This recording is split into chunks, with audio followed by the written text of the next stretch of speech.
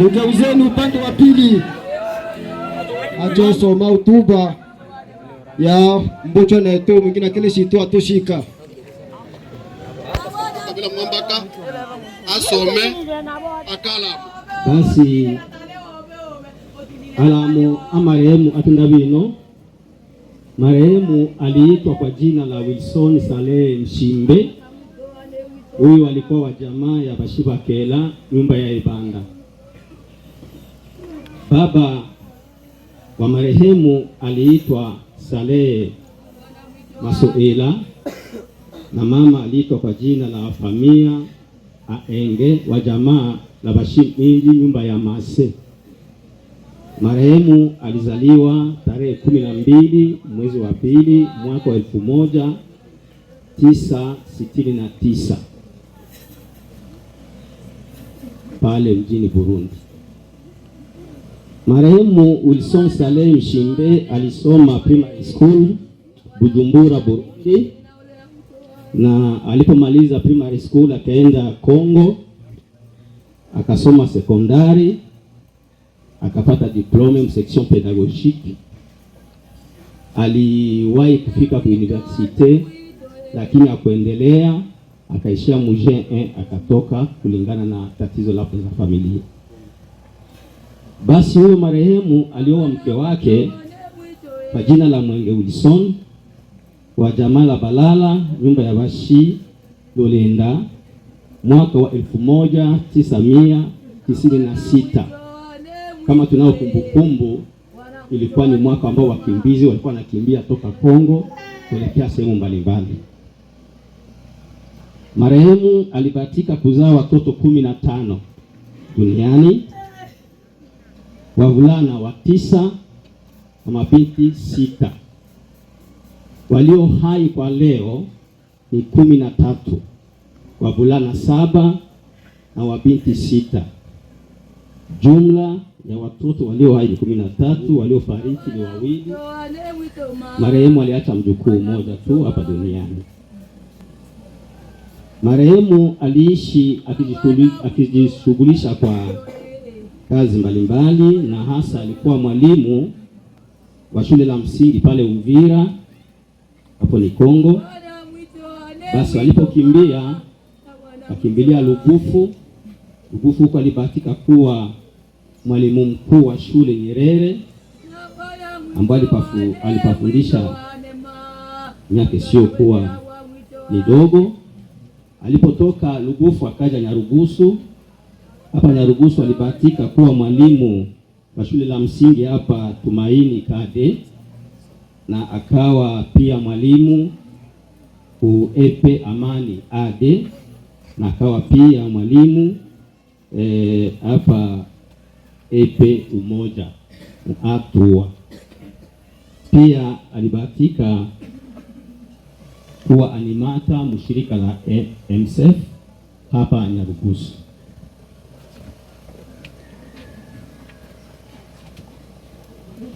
Magonjwa. Marehemu hakugonjwa, ila amepatwa na kifo ghafla. Tunafahamu ya kwamba ilikuwa siku ya kwanza hapa majuzi tu, mamida ya jioni, palikuja watu hapa wakamwalika ili waelekee wote Nyamidao. Wakaenda huko, na walipofika huko, sisi familia tulishtushwa tu na simu ya kwamba mtu haonekani tena, na kesho yake tukasikia kwamba maiti imeokota ndani ya mtoni tu. Hivyo ndivyo ilivyokuwa. Hatusema kwamba marehemu aligonjwa ama alikuwa na chochote kile ambacho kilikuwa kinauzi mwili wake.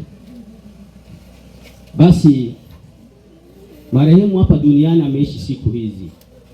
Hapa tulitaka tuambie watu, na tutakuwa na mazoea haya, kwa sababu watu wanapoamka wakiona wanajinyoosha vizuri, imehesabilika. Wanadhani kama kifo hakika. Kila sekunde ya maisha yako inahesabilika. Unapozubamu maisha kufanya kazi yako, umepoteza maisha yako au kufanya kila chochote kile. Basi tuseme hivi, tutaanza kwa sekunda. Duniani marehemu ameishi sekunda miliardi 1 654 na 732,000. Hizo sekunde zinatubeba kwa kupata dakika 527,800.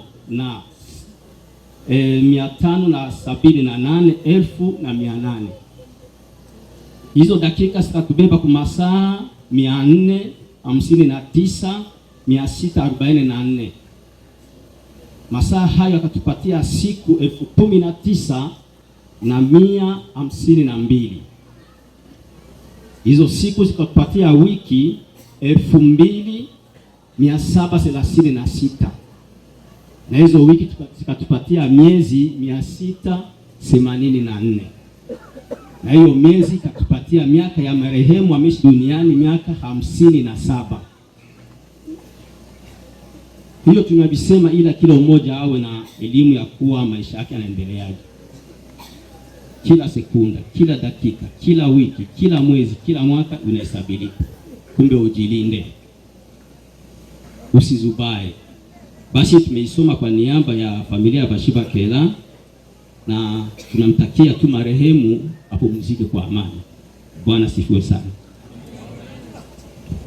Iwe Chilunge umurinda nibo twakanyamanga sana unosi mwalole hano wacho tu akirechono mambo ichia unombuchwa netu amonwe tumbambaka iki mashika tuchimango maboka tumushimu mupatele mocho pesa, lakini bakora luondo lumule nelo utule becho mwachwa kabisa mucho watirecha netu anu achi mwana mbabu watoto wa marehemu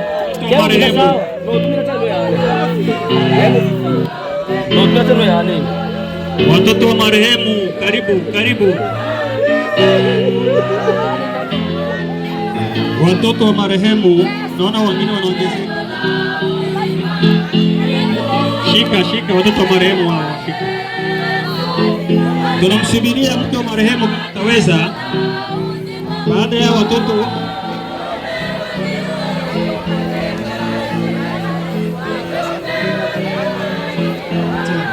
sawa, huyo mrudishieni nyumbani, huyo mrudishieni kabisa, asikae tena pale.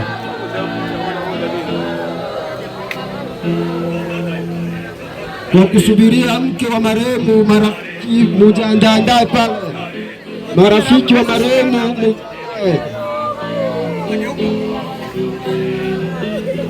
mugeuze upande wa pili,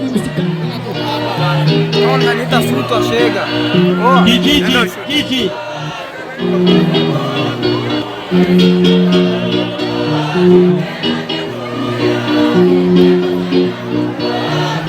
Tayari.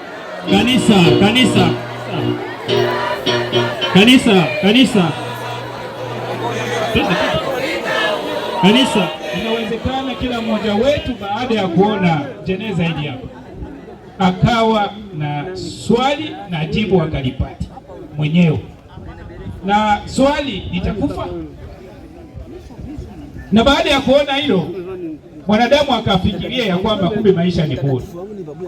Lakini mtumishi wa Mungu amesema ya kwamba wanadamu 1% tunajichanganya na dunia, lakini Mungu hajakuwa mbali na wewe, kwa sababu anapenda na wewe uweze kuzaliwa na kuzaa. Na ndio maana kiini ya ibada hii ya somo la leo, Mungu amependa wewe, amependa na mimi, ili inawezekana katika somo hili likagusa nafasi mojawapo katika maisha yako, kwa sababu tumeumbika tofauti na hizi mbegu zimeanguka mahali tofauti. Inawezekana ukawa mrefu na mwingine mfupi, mwembamba na mnene, katika hizi aina 4 za nafasi ambapo mbegu zimeenda kuanguka. Lakini pamoja na hiyo, wapendwa katika Kristo, kwa jinsi wanadamu tunavyojichanganya na dunia, leo tunaambiwa habari za mbegu ambao zimeanguka sehemu 4, nafasi tofauti. Na mwanadamu kama mwanadamu ulivyoumbika wewe, Mungu amekupa akili ya kutafakari, niko wapi na maisha yangu, ninakwenda wapi mwisho wa safari katika dunia. Sasa huyu aliyeangusha alikuwa ni mwanadamu kama wewe. Akifika shambani amekuta mwiba, amekuta mawe ambayo haitawezekana. Na kwenye mbegu zingine, kwenye ndege zikaokota zikala. Lakini ardhi hii ambayo Mungu ameweka rutuba ili iweze kumea, amekuwa ni wewe mwanadamu na mimi, ili tuweze kuonesha mfano hata na kwa mwingine, kwa sababu aliyekuja alikuta zimeanguka, hazikuzaa.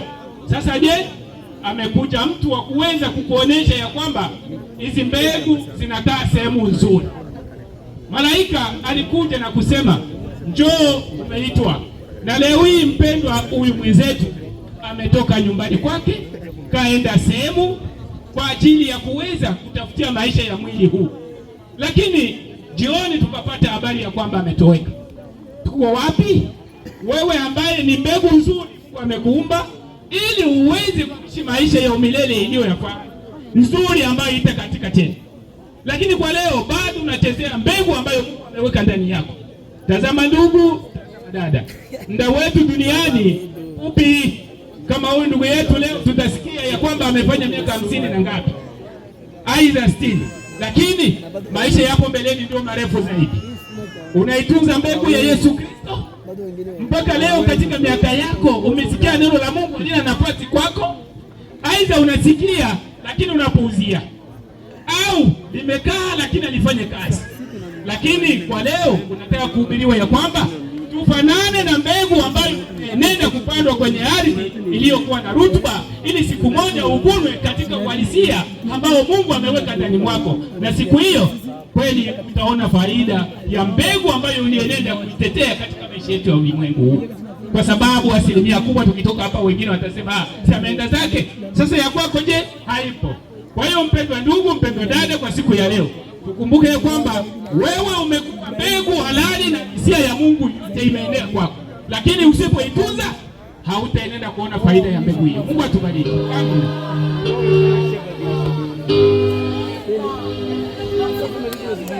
Sisi tuko wasafiri.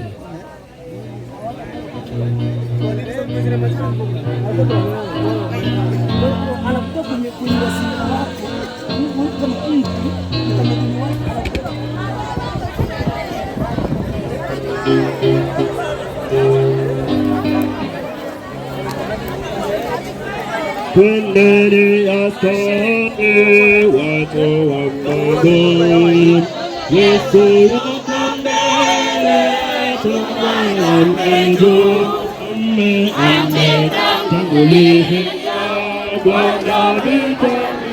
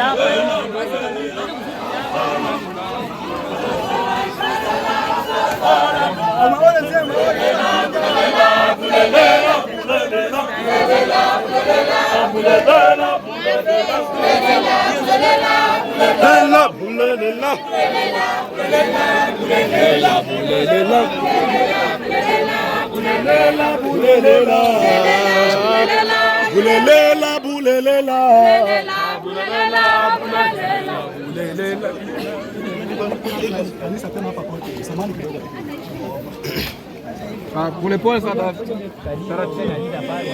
Mungu mpendwa, mpendwa Mwokozi wangu,